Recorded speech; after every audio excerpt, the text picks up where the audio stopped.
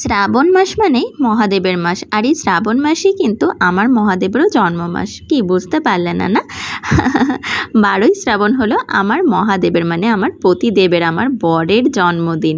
তো সেই জন্মদিনের দিনই সুন্দর করে সেজেগুজে চলছি শ্বশুরবাড়ির উদ্দেশ্যে। আর মিষ্টির দোকানে ঢুকেছি, ও মিষ্টি নিচ্ছে, বিভিন্ন রকমের মিষ্টি এখানে সাজানো রয়েছে। তো চলে এসেছি মিষ্টি হাতে করে শ্বশুরবাড়িতে।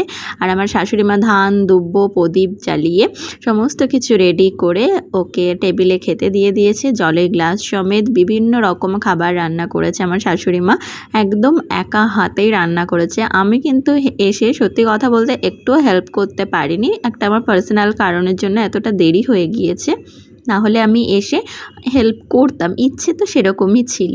তো যাই হোক, বেশ সুন্দর করে আমার শাশুড়ি মা যেটুকুনি পেরেছেন সেটুকুনি করে রান্না করে দিয়েছেন সামনে।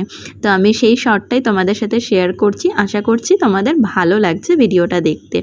সন্ধ্যাবেলা চলে আসলেও এই কেকটা দেখতে পাচ্ছ, এই কেকটা আমি আমার বাড়ি থেকে তৈরি করে এনেছি ওর বার্থডে উপলক্ষে, একদম হোমমেড কেক।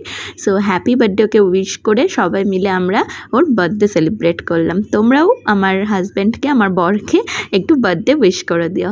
শুভ জন্মদিন, আজ তোমার শুভ জন্মদিন, হ্যাপি বার্থডে।